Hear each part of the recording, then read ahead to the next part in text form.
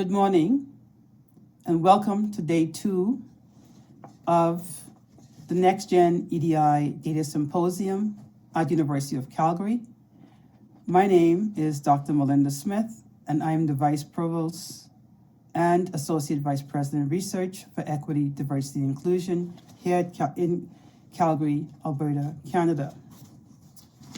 Before we begin the first panel, I would like, before I introduce Dr. William Ghali, the Vice President of Research at the University of Calgary, I would like to pause for a moment and offer and acknowledge that I'm speaking to you from the traditional territories of the people of the Treaty 7 region in southern Alberta, which includes the Blackfoot Confederacy, comprising the Siksika, the Pigunai, and the Kainai First Nations, as well as the Tsuut'ina First Nations and the Stoney Nakoda, including the Chiniki, Bears Paw, and Wesley's First Nation, and that the city of Calgary is also home to the Métis Nation of Alberta Region 3. I'd like to also draw to your attention some housekeeping details about these sessions today. One is that all recordings from our speakers will be available for reference on our website, on the Office of Equity, Diversity, and Inclusion, and will be shared with our registrants after the symposium. So please watch for the email updates, including check your spam emails. Your spam folder. To attend sessions, just please add session, then click on the joint session link. Links to presentations will be posted in the chat at the beginning of each session, and this is for accessibility purposes, especially for those using screen readers, and also for you to follow along. There are discussion boards available under the Community tab. In the Attendee Hub, they'll be open for the hour lunch break and 1 hour after the symposium, and those discussion boards are on the various themes throughout the symposium. And they will also include our EDI, Equity, Inclusive Leadership interns in those sessions. Please visit the EDI Data Hub. The link is also in the chat to review all the information on EDI data that we have assembled for both members of the University of Calgary, but for the broader community. Now, don't forget, if you're tweeting or using social media, to use the hashtag EDI data on social media. Now I'd like to take this opportunity to introduce my colleague and the Vice President, Dr. William Ghali. Next slide, please. Who is the Vice President Research at the University of Calgary, and with whom I have the distinct honor of working each and every day. Dr. Ghali will moderate this panel on building a data collection culture, which will focus on dimensions, equity, diversity, inclusion Canada, the ambitious effort to embed EDI in the research ecosystem, and on the UCASS modernization led by Stats Canada. Dr. Ghali is an internationally renowned researcher and professor in the Departments of Medicine and Community Health Sciences at the University of Calgary. He's also a physician specializing in general internal medicine. The University of Calgary, he's a member of the Royal Society of Canada,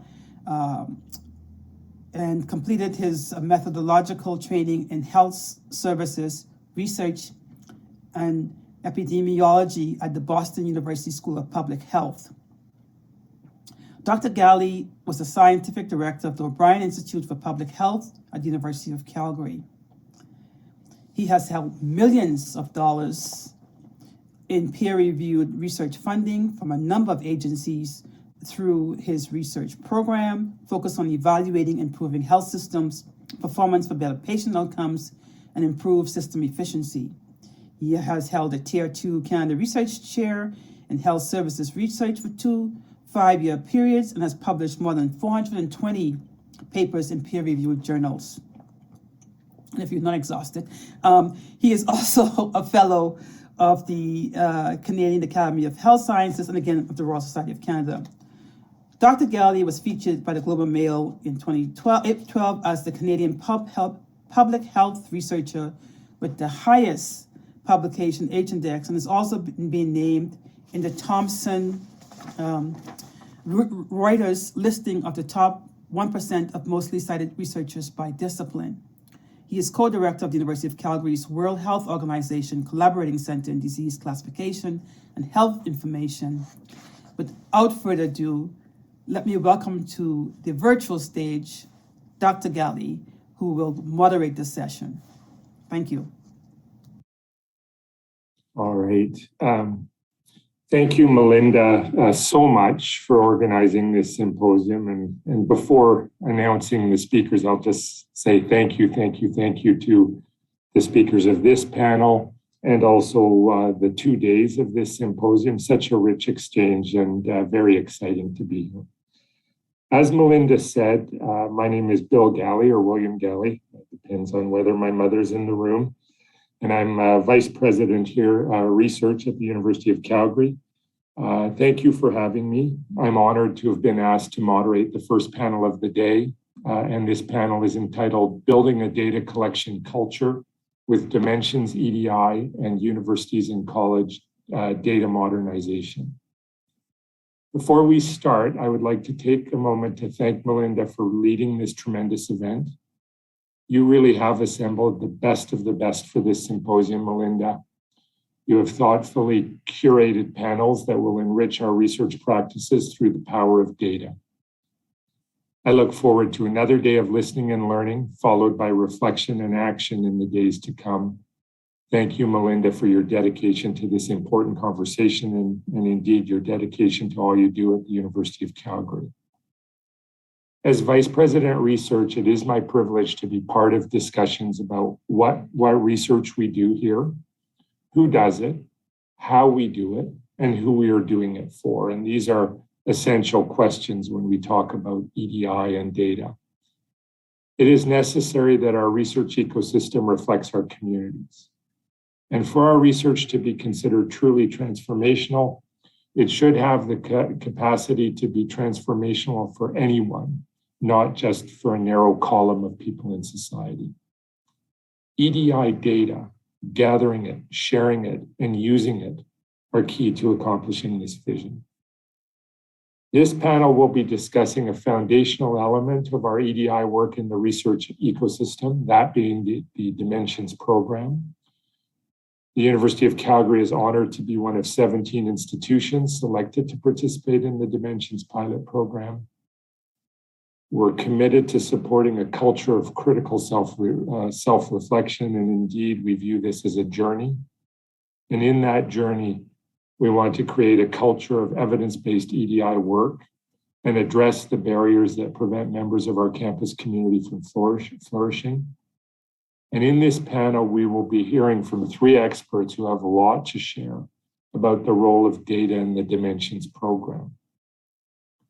With that, it's my pleasure to introduce 3 speakers, and I'll tell you that they have impressive bios that are in the agenda materials. So I'll give brief introductions with their titles, but I do encourage you to look at those bios. First, I'll introduce Natalie Podosvinsky, who is program manager for Dimensions at NSERC. Welcome, Natalie. Karine Morin, who is director of policy and interagency affairs at NSERC. Welcome, Karine. And André Lebel, who's program manager in the Canadian Centre for Education Statistics at Statistics Canada. Welcome, André. As I said at the outset, the panel is entitled Building a Data Collection Culture with Dimensions, Equity, Diversity, and Inclusion in Canada, and a real focus on data modernization in universities and colleges. Please join me in giving the panel a warm welcome from wherever you are logged in from today. Over to the speakers. Thank you, Dr. Ghali. I'm going to start this panel that I'm sharing with Karine Morin. So thank you again for this great invitation. Unfortunately, I wasn't able to listen to the conference on Friday as I was attending another conference in Oxford, England, on measuring effectiveness of intervention. So over the span of the last 4 days, I've done more conferences But it's always great to share some time with Malinda on a panel also. So again, my name is Natalie Parasvinsky. I use the pronoun she, her. For those who can't see me, I'm a person of, I'm a white woman with blonde hair that are shoulder length. And at the end of this panel, you can ask your question either or French in English. Next slide, please. So I think you've heard a bit about Dimension on Friday, as Dr. Danica Gusny, I think, mentioned it in her presentation, but I will still give you just a bit of more context on the Dimensions program and give you more details on our EDI data strategy for this program. So firstly, Dimension is an initiative led by the Natural Sciences and Engineering Research Council of Canada on behalf of the other two federal granting agency, which is the Canadian Institutes for Health Research and the Social Sciences and Humanities Research Council. So this is a flagship initiative of the Tri-Agency EDI Action Plan. Next slide. So Dimension is a pilot program that was officially launched in May 2019 to encourage and recognize commitments made by post-secondary institutions towards advancing equity, diversity, and inclusion in the research ecosystem. It consists of two parts, a charter of 8 core principles and a pilot program for post-secondary institutions, at the end of which they will be able to apply for and be recognized for their efforts in increasing EDI in their research environments. The Dimensions Charter is a set of principles that, if followed and adopted, are intended to foster increased EDI within an institution. The Charter, as well as the program structure more generally, is the result of a co-development process, which I will talk a bit about shortly.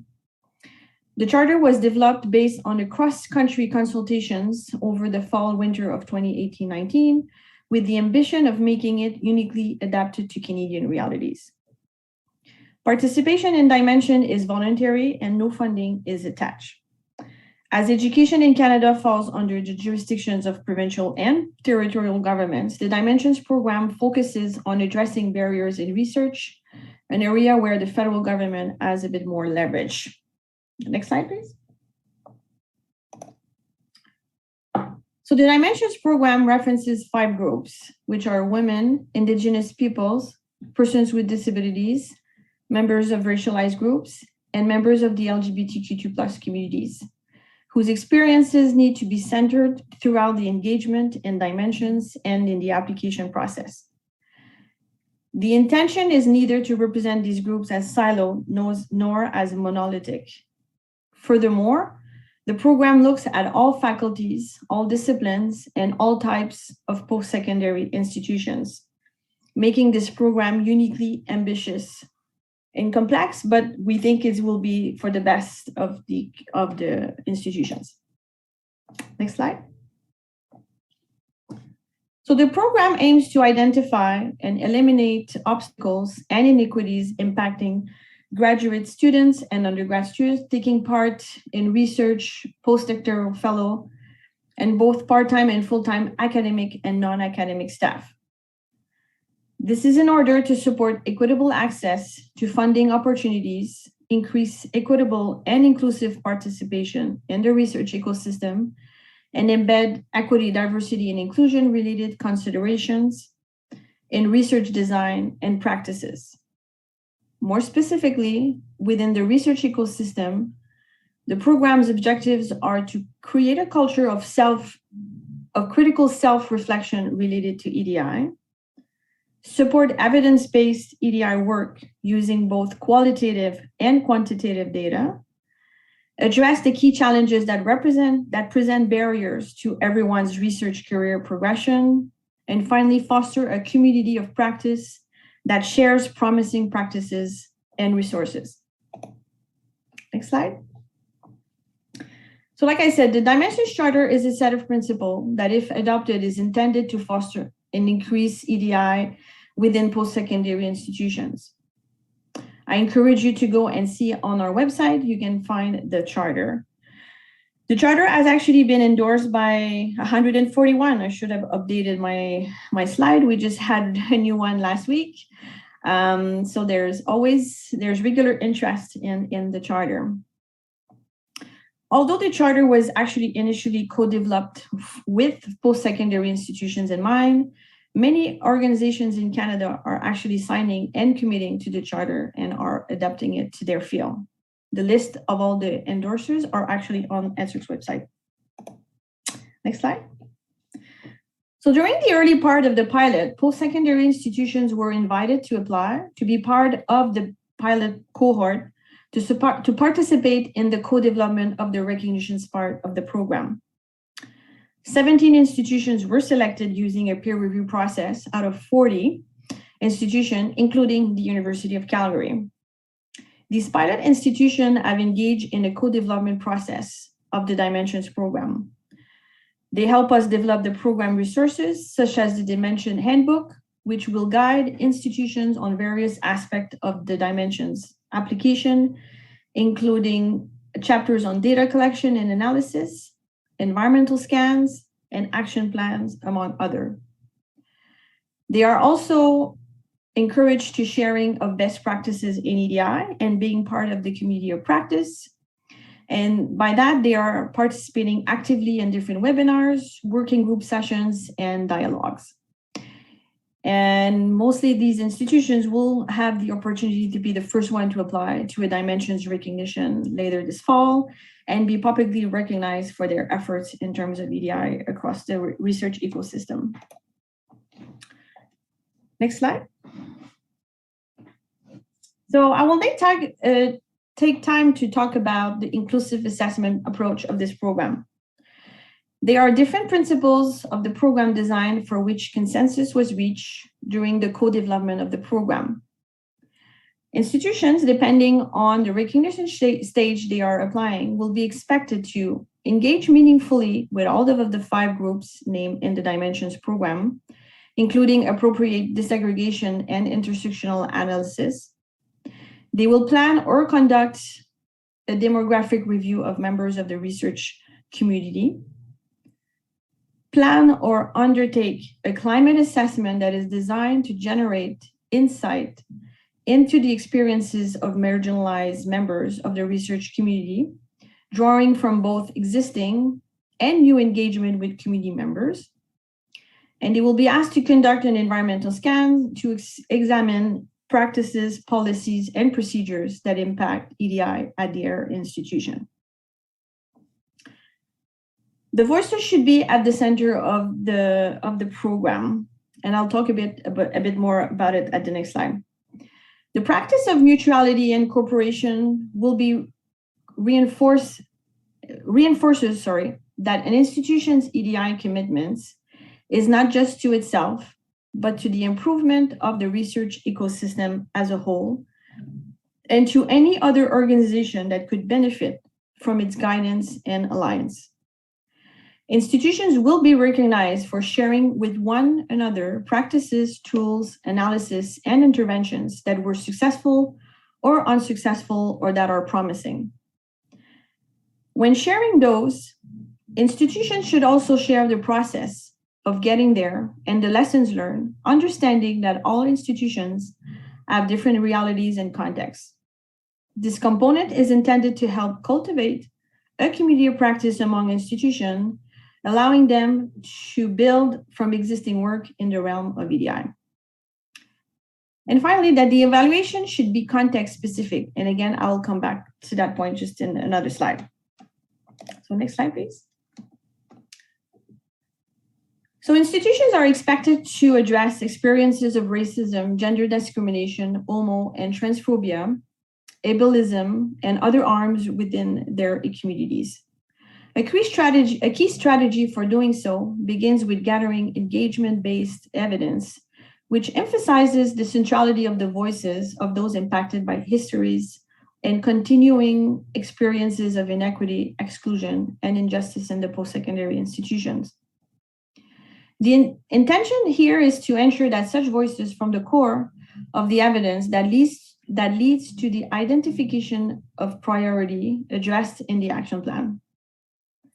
The voices should also be central to the application process, and the community should be informed of progress through various means such as town halls, e-bulletin, or different communication strategy of the institution should include engagement with both internal and external stakeholders. Here, although the broad term racism is used, the experience of racialized communities and Indigenous peoples with racism is not homogeneous. It takes many specific forms and manifests in different ways, including as anti-Black, anti-Indigenous, anti-Asian racism, and as arms rooted in racism such as Islamophobia and anti-Semitism. So it is important to acknowledge these different forms of racism in order to address their unique historical and contemporary manifestation. Next slide. So with an emphasis on building evidence that provides not only a numerical, but an experiential picture, quantitative and qualitative tools should be employed with the goal of telling stories drawn from the institution research community. The data that is collected should be gathered with an eye toward demonstrating the 5 types of evidence that I will highlight in my next slide. Data collection and analysis, when done regularly and thoughtfully, can provide a key impetus for change to institutional cultures. The goal of Dimension is to lead institutions to investigate and understand the roots of inequities and systemic barriers that may exist within their campuses and communities. Gathering and analyzing the data is essential for the purposes of identifying trends, dismissing wrong assumptions, demonstrating evidence on which to base proactive action, and adapting institutional policies. Giving members of the research community an opportunity to engage in the Dimensions process, to self-identify, and to have their voices heard is a crucial component of the inclusive development aspect of the process. As stated in the Dimensions Charter, institutions require qualitative and quantitative data to measure, monitor, understand, and publicly report on challenges, progress made. Data collection is essential to measure the effectiveness of interventions and provide several benefits in EDI work. Without data, institutions don't have the benchmark to know if the realities of the groups have changed or not over the years. So good data can help to identify issues and solutions, measure changes and progress, and provides impetus of trust and support for decision makers and stakeholders. Next slide. So the information should be gathered to respond to these 5 types of evidence, and I will read them out because I know they're pretty small. The first one is the evidence of motivation. Why are your institution in this program? Evidence of gaps and needs. Evidence of assets and obstacles. Evidence of commitment. What are your institution putting in place to make sure that EDI is really considered? And evidence of change. Can you see something that has changed from the start to the end on when you send your application in Dimension? Next slide, please. So finally, it is critical to keep in mind the context in which an institution is actually operating. The Dimensions program aims to be inclusive of institutions of various types, sizes, and locations, confronting different challenges and opportunities. A firm understanding of historical, cultural, and geographical factors is key, including elements such as high population of first-generation students, immigrants, international students, and members of official languages minority communities. To accommodate the unique context and experiences of each institution, the application allows for flexibility in the evidence that is provided, with an emphasis on demonstrating how this evidence is being employed to inform actions. Institutions, therefore, can submit information and evidence that represents their specific context, circumstances, communities, and priorities. Next slide, please. So as we say, the inclusive assessment approach has been creating using an inclusive by design process. It has been created in co-development again with the cohort of 17 institutions. So we believe it really represents the realities of the post-secondary sector. It guides the framework for the dimensions recognition, and institutions should always have this in mind while developing their application. Throughout this process, we are emphasizing that EDI is also part of research excellence, that it should not be separated. We also believe that increased research excellence, innovation, and creativity in the research ecosystem comes from greater equity, diversity, and inclusion. And finally, I will just, next slide, please. I will also say that there were different also elements that of the program design for which consensus was reached over the last few months. Some of you might know a bit of the program Athena Swan, for which dimension is inspired, which used the levels bronze, silver, and gold. Dimension decided to change the names and the levels, the stages, to have, instead of 3 stages, 4 stages, and to not use the bronze, silver, and gold as it sounded as a competition between institutions. And a Canadian institution felt that EDI in Canada should not be perceived as a competition. So we've decided to go with 4 stages of recognition, and I will not go into all the details. They should be released very soon, but at least you can see now that it is really built on kind of the image of the construction of a house. So you need to start with the foundation, construction, consolidation, and then transformation.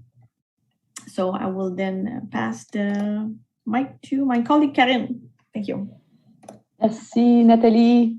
I first want to acknowledge that Nathalie and I are actually both in Ottawa, and I really do wish I were back in Calgary. I had spent time in Alberta, and it's just a shame that we're still in this virtual mode. It has its advantages, but it's an unfortunate missed opportunity for me to reconnect with some former colleagues.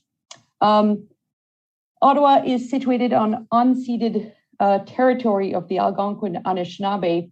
We are by the side of the Ottawa River. They called it the Great River, the Kitchissippi.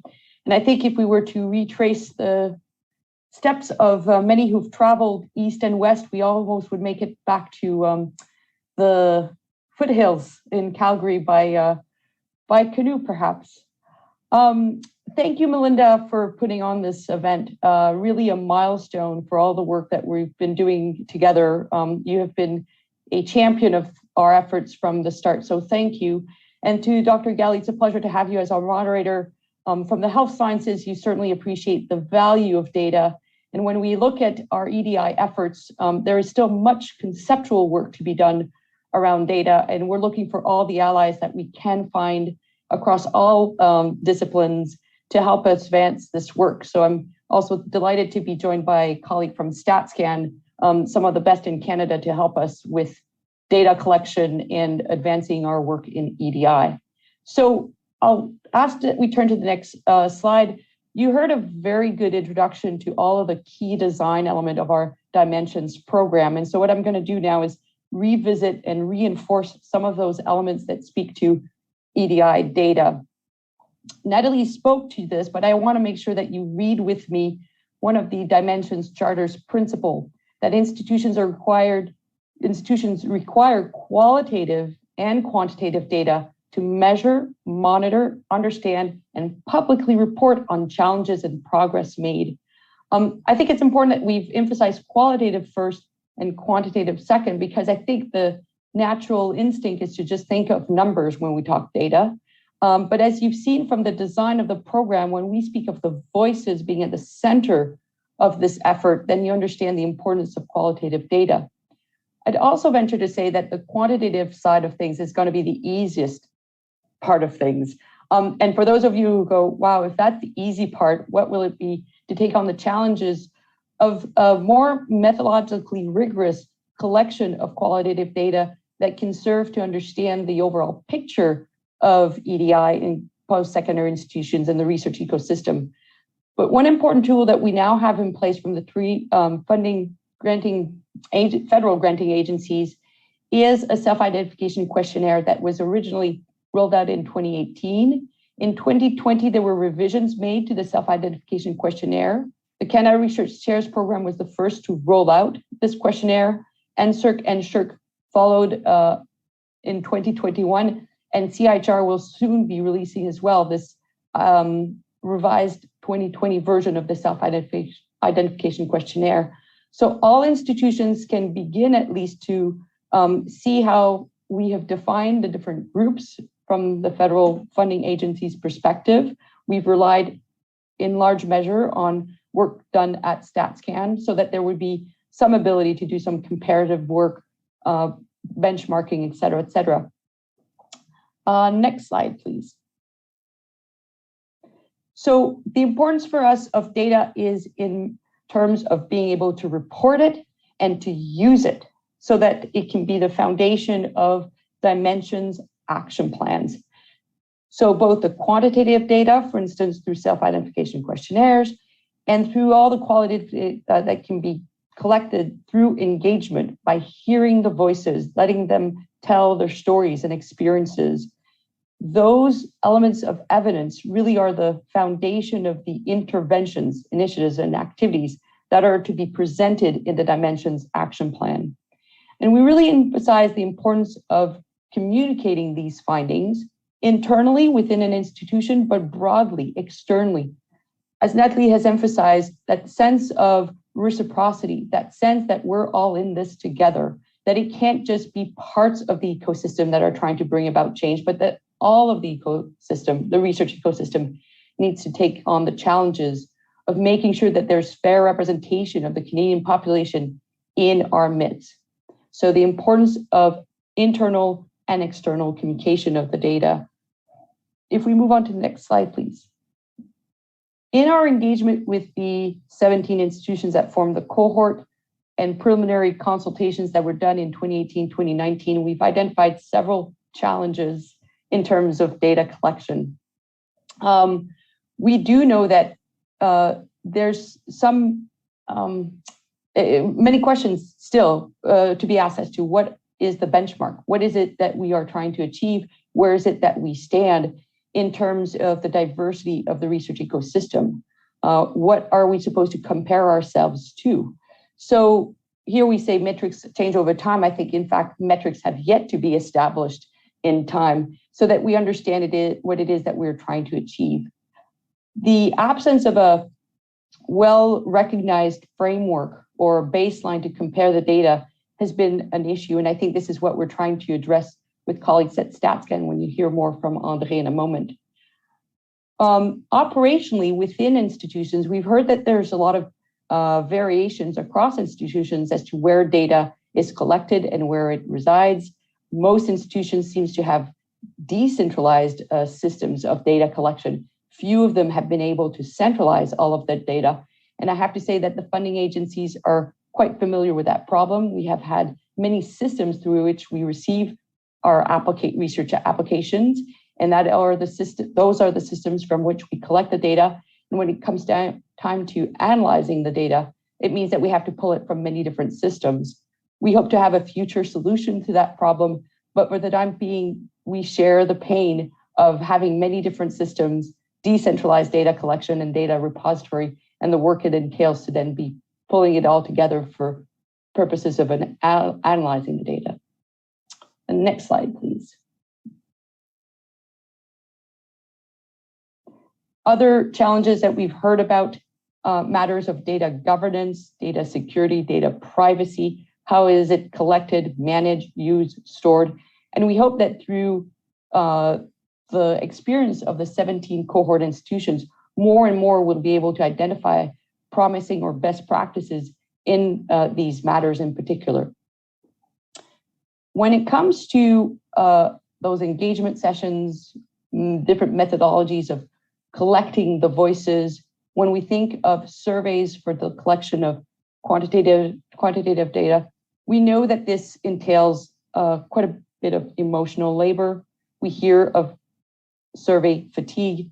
And so there is an effort on our part to make sure that there can be more universally accessible tools, and perhaps we can diminish or decrease that burden on those communities that have had to report time and time again what is their experiences of disparities, of discrimination, of racism, et cetera, et cetera. Finally, we hear that there are challenges in once the data has been collected, perhaps even analyzed, willingness to publicly release it, willingness to communicate the findings. It takes no less than quite a bit of leadership and courage to be willing to recognize the imperfections of our research ecosystem. What we hope to achieve through Dimensions is a shared, again, sort of sense of collegiality, of reciprocity, recognizing that there is no perfect institution in Canada when it comes to representation of underrepresented groups.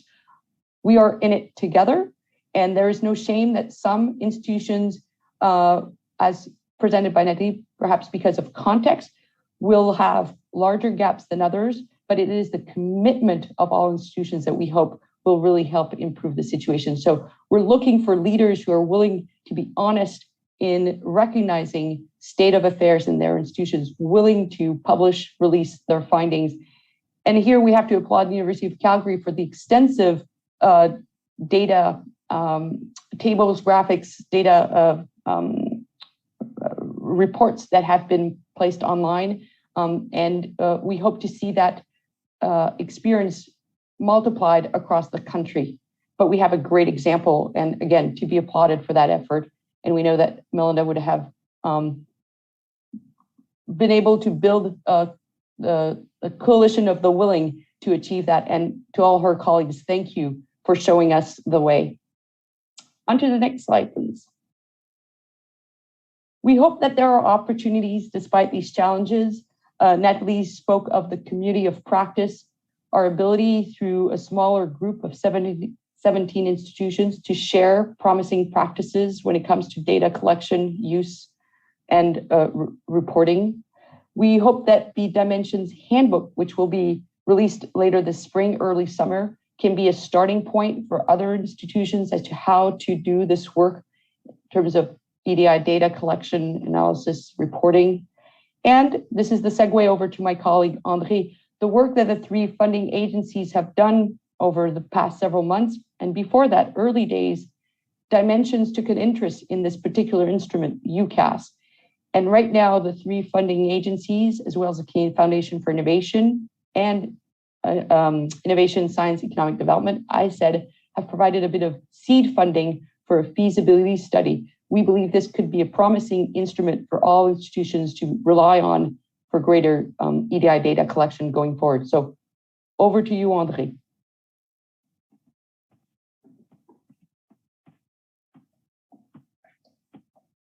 Merci, Karine. All right, so can you hear me? Yeah? Okay, all right. So I would also like to thank Dr. Malinda S for kindly inviting us to present at your symposium on our initiative to modernize the UCASS survey. And UCASS stands for University and College of Academic Staff, and also for Dr. Ghali for moderating this session. On behalf of Statistics Canada, I would like to acknowledge that our head office located in Ottawa is on the unceded and unsurrendered territories of the Anishinaabe Algonquin Nation, whose presence here in the region reaches back to time immemorial, so for a long time. I think we're going to keep the questions for the end. As Nathalie and mostly Karine, if you have a question in French, please don't hesitate to ask it. I can entertain questions in either French or English. So let's get going. Can we go to the next slide, please? Thank you. So Statistics Canada collect data on full-time academics staff in UCASS since 1937. So this year is going to be 85 years of collecting data on academic staff. It is older than the Labor Force survey, so this is quite of an old survey. It is used by a variety of clients with diverse needs, including international, national, and provincial users, individual researcher, as well as universities themselves. It is a census of public university using administrative record provided to us, most often coming from university HR system. The target population is full-time academics, staff in degree granting program from now 112 institutions, mainly universities across Canada. And this is specific for academics whose terms of employment is not less than 12 months. We don't have any data on faculty contracts right now. We are gathering this data under the Section 13 of the Statistics Act, and it is a mandatory survey. We have personal level data collection since 1960, before it used to be aggregated data. And we also had a complete time series available from 1970. So 50 years of data on a micro data on academics. UCASS was terminated in 2012 due to budget reduction and reinstated in 2016 with the support of Innovation, Science, and Economic Development Canada. We did some backcasting of data from 2011 to 2015. It was completed and released in 2018-19, so we now have a complete data series. The latest data release is the data for 2021 school year. It is a snapshot as of October 2020, and we released this data in December of 2021. We're presently collecting 21-22 data, and we'll have a partial release at the end of April with around 70% of institutions, and then we'll have a final release later on, most likely at the end of 2022. Can we go to next slide, please? Thank you. So under the current UCASS data collection, we're collecting 27 data elements for academic staff member. For example, we're gathering data on gender, the year of birth. We don't have any date of birth.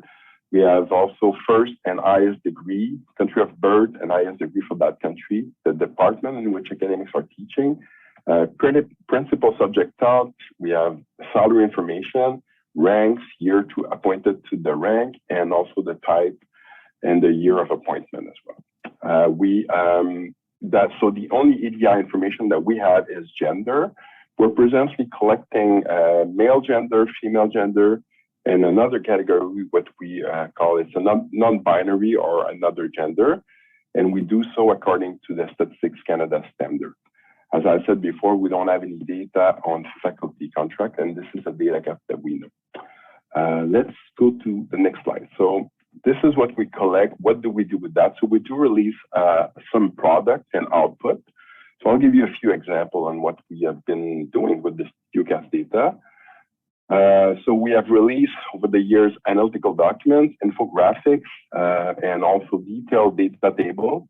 And also UCASS is available for all academics to perform research in research data center across Canada. So this is something to know. As you know, RDCs promote and facilitate research that uses StatScan microdata within the secure faculties managed by Statistics Canada, such as university-based RDC. And I do believe there is most likely one in University of Calgary. The latest data release on December 13, we did look at the average time to achieve tenure among universities academics by gender and field of teaching. So it's the right figure. We did found that the average time to gain tenure for academics in Canada has increased roughly by over a year over the last 30 years. So from 4.6 years in 1991 to 5.5 in 2021.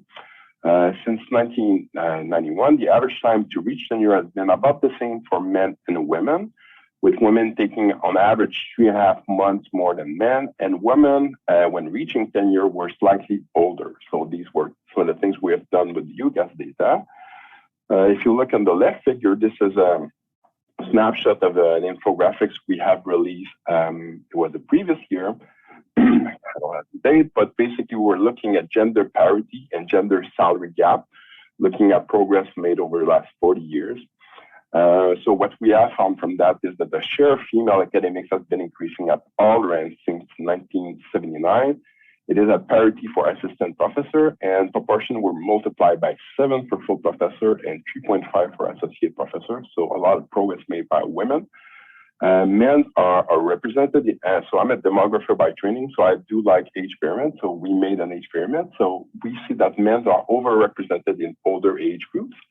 So we see that among academics 65 and older, 73% are men, and 70% of men are full professors. So that's the upper left pin bar that you see. We also have detail in this infographic that over the last year, the ratio of women to-man median salary, or the wage cap, as narrowed for full professor and associate professor.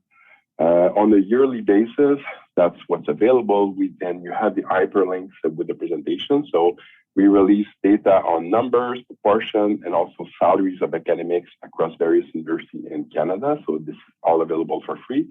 And like I've said before, the data is available for researchers to perform research on in a research data center. For now, the data is from 1970 to 2010, but we have some plan to update it to the latest year. So we can maybe go to the next slide, and this is where I could talk about the initiative to modernize UCASS. So as Karine has mentioned, we have engaged in discussion over the last few years to try to, with key post-secondary education stakeholders who are also interested to close data gap and modernize UCASS to a feasibility study. So my colleagues from Dimension were involved in that, but also folks from the granting agency, from ISA, so Innovation, Science and Economic Development, and also from the Canadian Foundation for Innovation. So before we could initiate a complete data collection for all universities, we've decided to assess if we could do a feasibility study to do so. And so what we would like to do in that regard, we'd like to conduct a pilot project on a sample of universities in the UCASS survey frame. So universities mainly, to try to add EDI information to the current collection and to the current collection to assess as well the feasibility and the efficiency of collecting additional personal identifier within UCASS, so we can explore data integration with other data set from StatScan, namely the census, which do contain information on EDI. And the third part is to explore developing a survey on part-time and contract staff, also with complete EDI information. And this was tried in the past to have such a survey, and now we're trying to launch it back and to do so. So a selection of university would be selected. In terms of EDI information, so you see that we already have information on gender. We're looking to add to the collection information on visible minority status. So whether a person is a visible minority as defined by the Employment Equity Act. We're also looking at Aboriginal identity, self-reported disability, and also question on sexual orientation as well. So these are the things we're looking into. Let me maybe just go into the next slide, please. Thank you. So data within that would be collected under in a pilot study would also be collected under the Stats Act. So all information provided would be kept confidential, used only for statistical purposes, and the data could be shared. Tabulated data, not micro data, could be shared with participating universities and partner with consent from the institution, of course.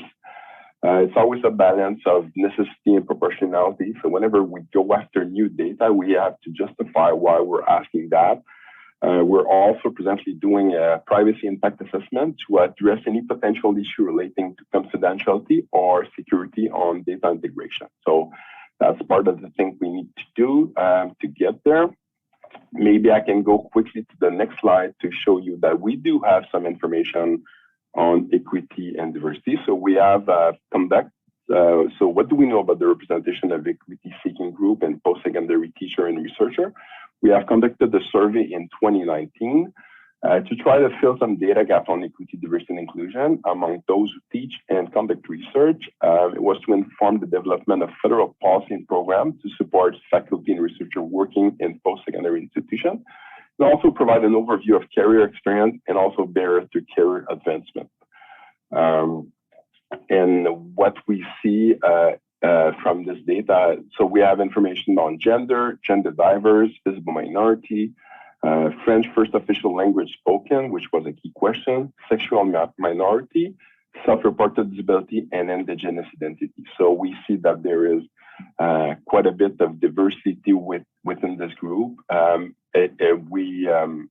maybe I need to go fast on this one, but for example, among postdoctoral fellows and PhD students, respondents were more likely to identify to multiple diversity groups, so about 33% of postdoc fellows and 43% of PhD students, compared to 28% for both college and university faculty. So we see that among the relève, there is quite a bit of diversity.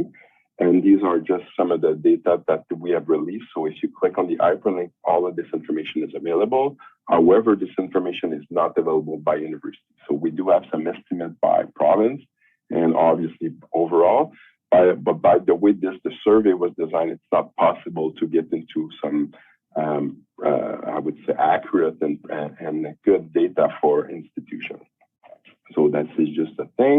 And maybe just to close, if we can go on the last slide, please, on slide number 8. So just to tell you where we are, so we had some initial discussion with key funding partners last year. We are running consultation right now with some institution part of the Dimension cohort and also some affiliated. So far, we have met with 8 university EDI representative and people who are collecting the UCASS data. We're asking questions on what they're collecting and also on their willingness to participate into a feasibility study. Later on, the black part will develop key questions that we would like to add in the full-time UCASS collection. So in terms of mostly over EDI information, and also to start developing questions that we would like to ask for faculty contracts. The plan after that is to go over the summer to run a pilot collection and perform some analysis on the results. We want to evaluate if this is feasible. And after that, we would go and consult with all others, 110 institutions within the UCASS frame to see if there's some possibility for them to collect that. So that's kind of in a nutshell the project, what we're looking to do. And I will leave it at that so we have enough time for questions. Thank you so much.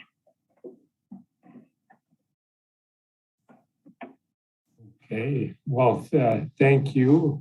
Thank you to all the speakers. Merci à tous. I know we're now moving into the question and answer time, and looking at the time, we have about 25 minutes or so before the end of the session. As has already been mentioned, questions can be submitted in English or French, and we will be able to, I think we'll be able to manage the questions either way, so don't be shy. And I know that I am receiving questions sent to me by Tracy Garrick, so I have already a number of questions. Before going to some specific questions, and we did get a flurry of questions on André's presentation, some of the specifics about the UCASS survey, and I may go to those first, but I just want to take one step back and make the observation that that some of the key messages that I take away are, first of all, a high-level message of Statistics Canada always impressing me because I'm so delighted to see the initiative with the UCASS data.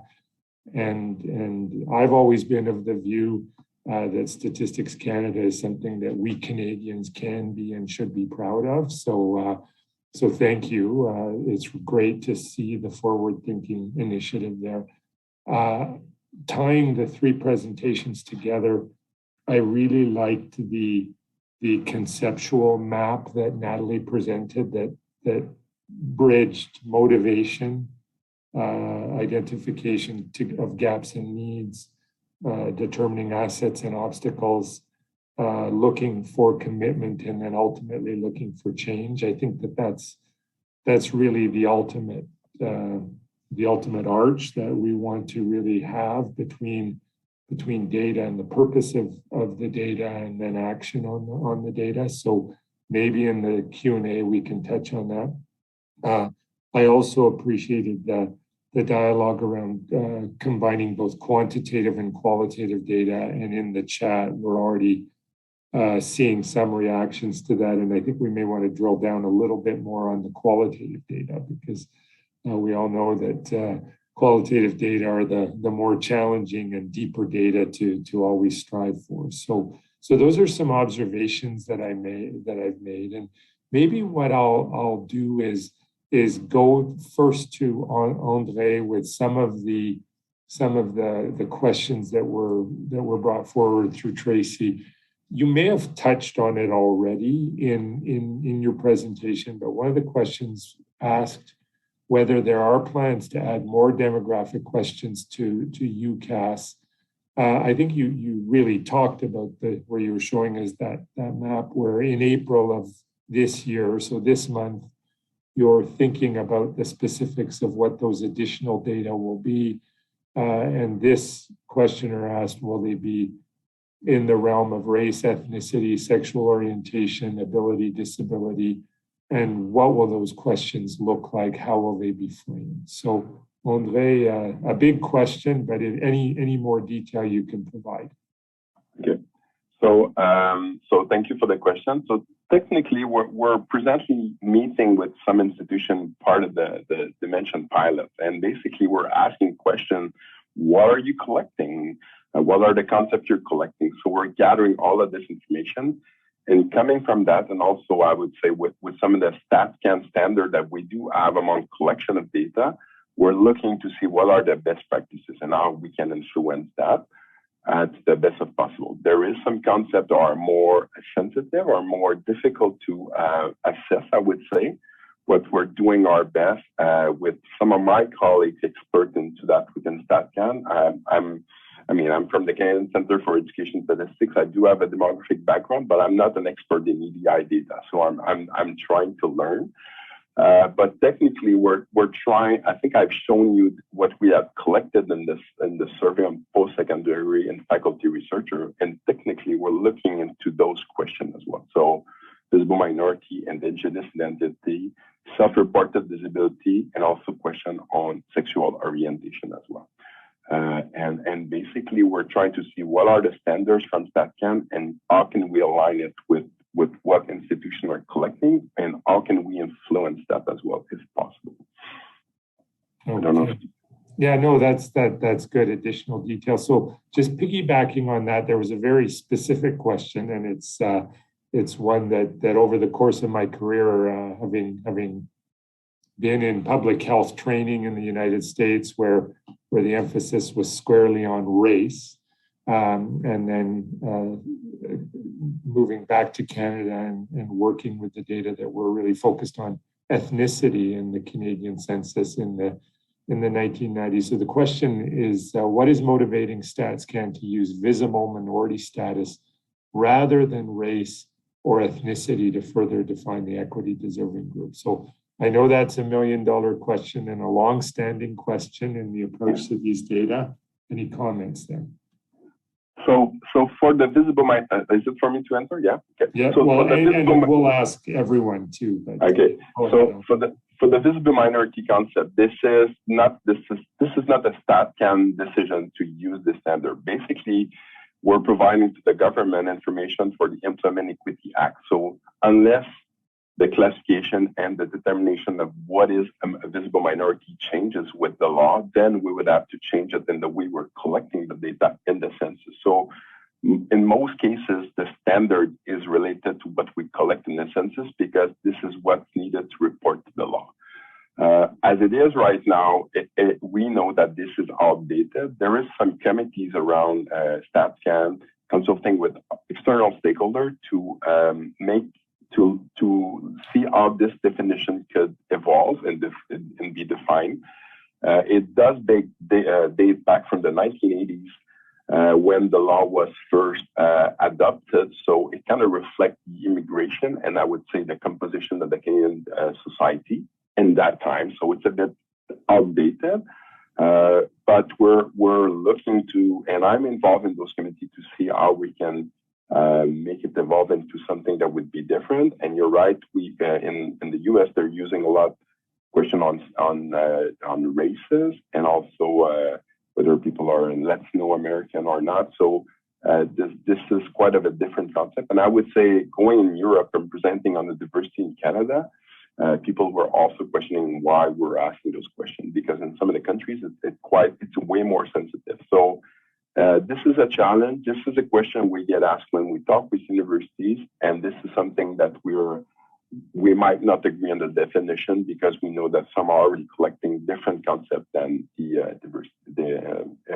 visible minorities. So I'll leave it at that. Thanks, André. Karine, you were going to add to that. Well, just a little more on the optimism that that language that really reflects time that dates back decades now.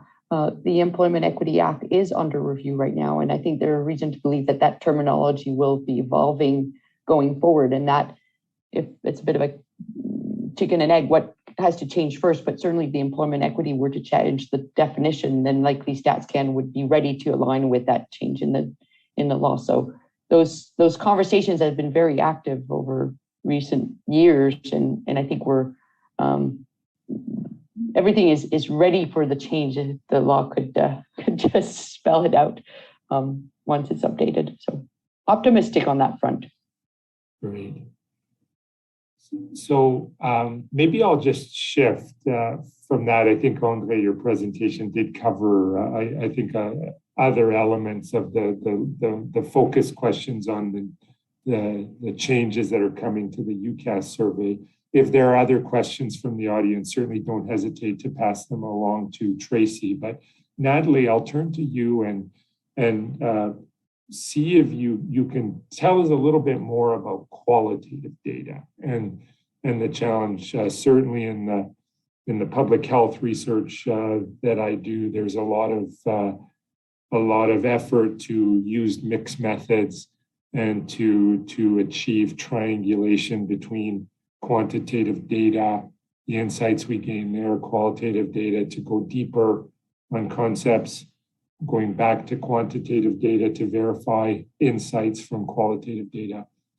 Any comments on qualitative data in this space and the types of things that we may be compiling, how those data can be collected, stored, analyzed for primary use, and then analyzed for secondary uses by secondary users? Comments? Yeah, for sure. So we are working, we know by the discussion of our 17 cohort institution that many of them actually have started to do culture survey, exit surveys, other sorts of interviews, and started reporting on quantitative data. So I'd say that for a lot of institutions, the aspect of the quantitative is more of an issue than the qualitative, since lots of institutions seems to be doing that, and we believe it really helps, as you said, tell the story and not just the numbers show one number. And André didn't talk about it in his presentation, but StatsCan did a big survey about a year and a half ago, which was called SPIFR, the Survey for Post-Secondary Faculty Research. And some great information came out of that survey. It was a one-time survey made by Statistics Canada. We certainly hope that StatsCan will be able to do a second round, as the SPIFR was done just before COVID, and we're pretty sure the situation has quite evolved since then. We are working with the institution right now on some examples of questions. Maybe we could just provide kind of a database of questions just to help our institution not start from scratch when it comes to qualitative information. But surprisingly, I think more institutions are actually doing it than not. So I don't know if that answers your question. Or maybe Karine wants to. Yeah, let's go to Karine and maybe back also to André. Karine. I think this is where I made the comment that in terms of establishing somewhat of an infrastructure for qualitative data, there's a lot more work to be done. And I think that data culture that is the theme of this symposium, really there is a lot more to be said about the social sciences data culture and repositories for that data, which permit greater access, reuse of the data, et cetera, et cetera. So from a different perspective from the granting agencies, the fact that more and more there are expectations regarding research data plan and management of research data, I think we're going to see that culture evolving even for qualitative data. There's a lot of it. The issue isn't the lack of methods to collect it, but I think the overarching infrastructure hasn't been considered as much or evolving as much. Whereas in the context of quantitative data, we now have starting points, obvious starting points, like collaboration with StatScan, which has a long-standing instrument that can be hopefully potentially extended, or otherwise that has the ability to do a one-time survey, the SPIFR. So we think that probably more work will be required on the qualitative front to establish a sort of repositories, methods of reanalyzing the data, and so that there can be greater value extracted from those efforts of researchers to collect that data, or in the context of dimensions, the institutions collecting that data. So more work to be done on that front. And André, you're going to jump in as well. Yeah. So maybe just to echo on what Nathalie said, actually the data that I did present in terms of representation was from SPIFR, from the survey back in 2019.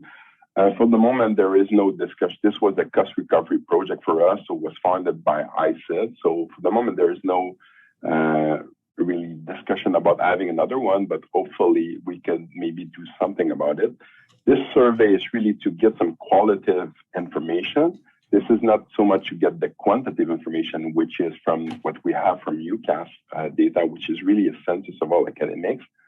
On SPIFR, for example, there's a paper upcoming on employment status and feeling of fairness in hiring and promotion among faculty, and there's a big EDI aspect into it as well. So there a lot of research can be performed and will be performed on this data set. As for what we can include in UCASS, by discussion with some institutions, sometimes the data is collected to all other academics, sometimes it's done within a census within universities.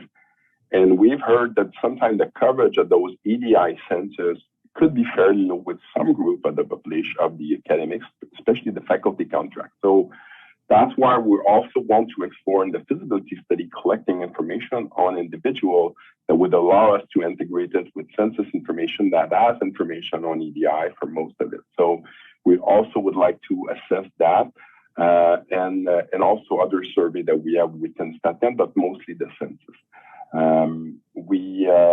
But there is a whole step to do so.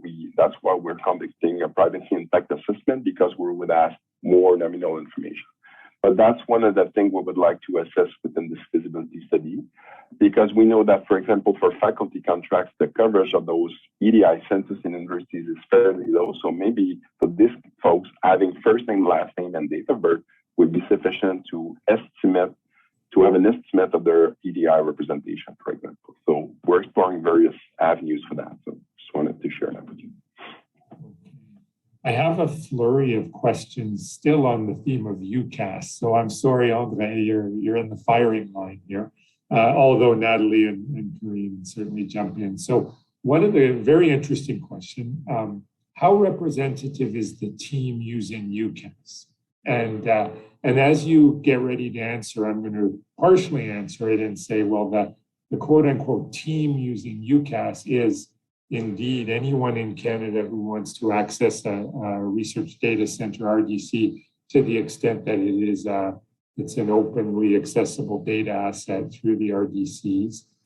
So part of the answer is to say that a broad community of users can access UCASS. But I think the question might be a little more targeted about the Statistics Canada team involved with UCASS.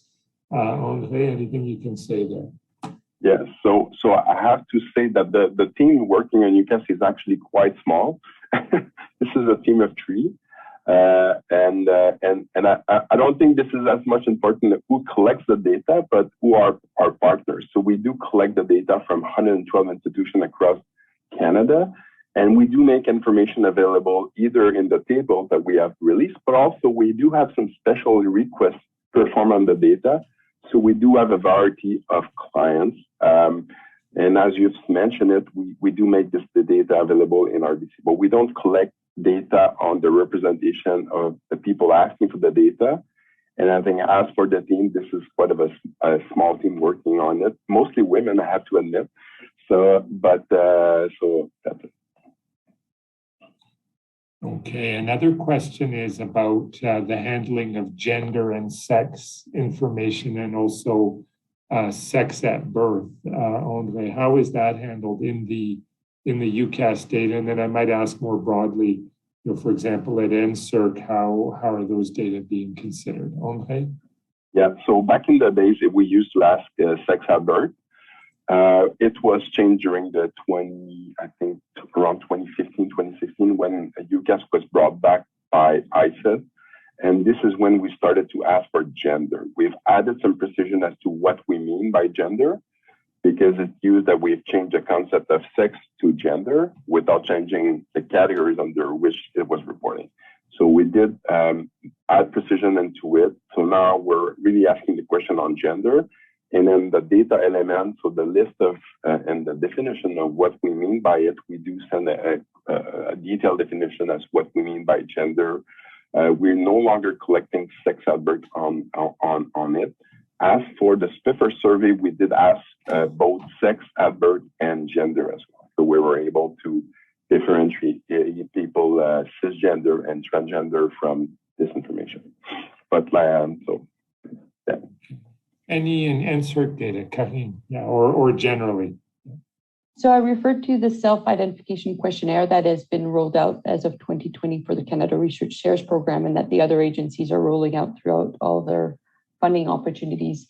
And we do decouple the gender identity question from the sexual orientation question. And I have it in front of me so I can speak to the options for each of those two categories. For gender, gender fluid, man, non-binary, trans man, trans woman, two-spirit woman. I don't identify with any option provided. I prefer not to answer, or an open box, I identify as. And for sexual orientation, asexual, bisexual, gay, heterosexual, lesbian, pansexual, queer, two-spirit, I don't identify with any option provider. I prefer not to answer, or I identify as. So quite the range of answers now available through that 2020 version of the self-identification questionnaires used by the federal agencies, granting agencies. Okay, excellent. Go ahead. Maybe just on our part. So we do have an open group, gender diverse, and the reason being is that the numbers are fairly low. So it is difficult.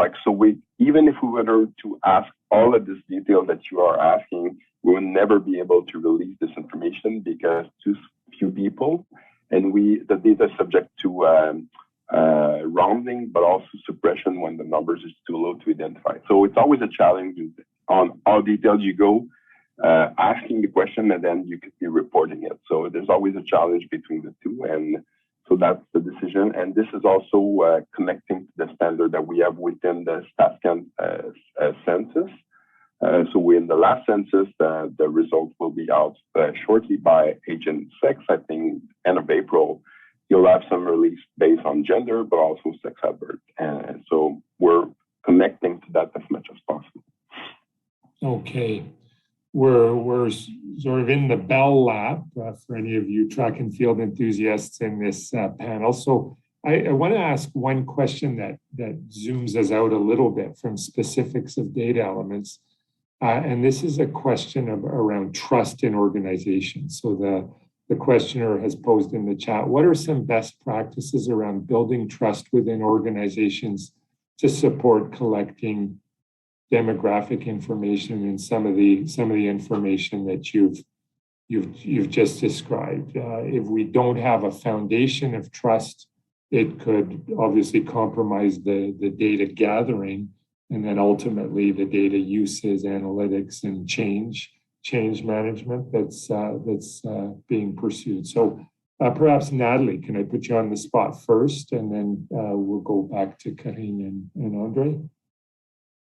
Yeah, we have a whole section in the handbook about building the trust, and some of the promising practices that we've seen from institutions in our cohort is when they're collecting the data, it's important to report back to the people you actually collected from. So if you're just collecting whatever it's quantitative or qualitative data information and you're not reporting on it or you're not showing the information, then you're not building the trust, because then it's the people who have spoken, they're not sure if how you're using the information. So often in qualitative data collection, institutions in the cohort who have done it are going back to the client to say, this is how we're going to present the information. Is this reflective of what you told us during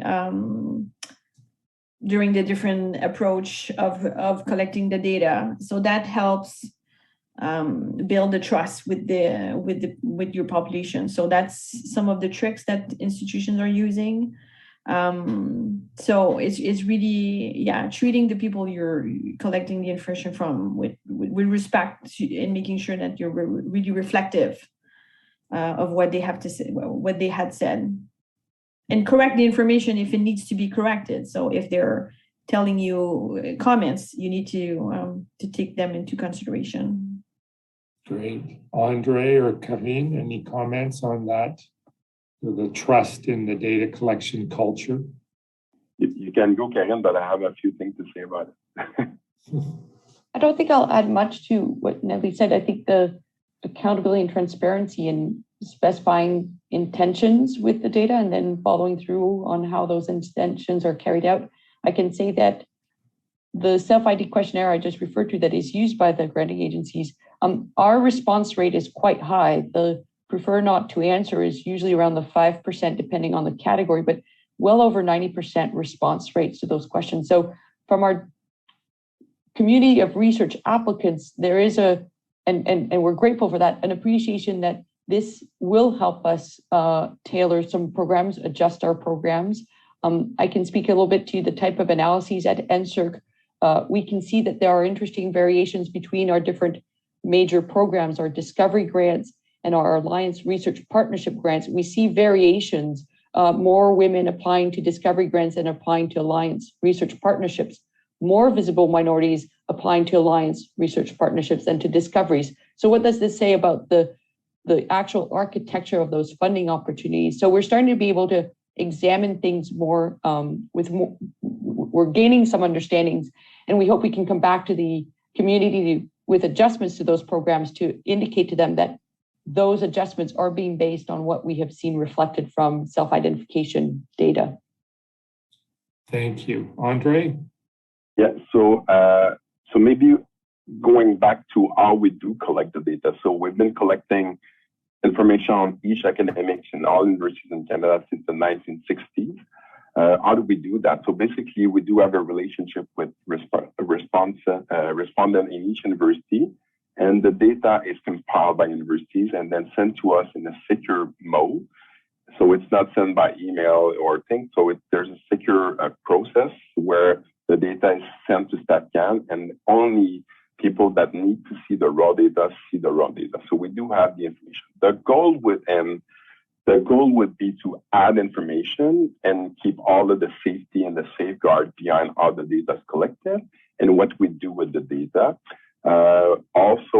We make sure that we respect so when we get the data, we process it, and then we are in discussion with partners to see if there's any issue with the data. At the end of it, each institution needs to approve their data before we can release it. So that's another safeguard. So in an aggregated form, so we can say, well, that's the number for your salaries for your academics. This is how you agree with that. So there's this also this kind of thing. And it's, I'd say, 60 years of being okay with the data and being safe with the data. I think that's what we can offer within what we're collecting within UCASS. And because for us, it's not so much the individual that's important, but it's how different groups perform or have, say, behave, I would say, in that regard. So that's really the focus for us. And we have a lot of tools around us to make sure the data is safeguarded and the confidentiality is safe as well. So as I said before, when we release any data, and that's for publicly available, but also custom table, we do suppression of data when there's too few people in a cell to be counted. And also we do suppression as well. So we rounding and suppression to make sure that safeguard of the data is there. So I don't see why collecting EDI data and reporting it eventually would be any different. And I would say it would be even higher standard for those questions because of the sensitivity around it. But it will always be a challenge to release information for some of the specific group because of the small numbers. And we see that in our current collection for gender.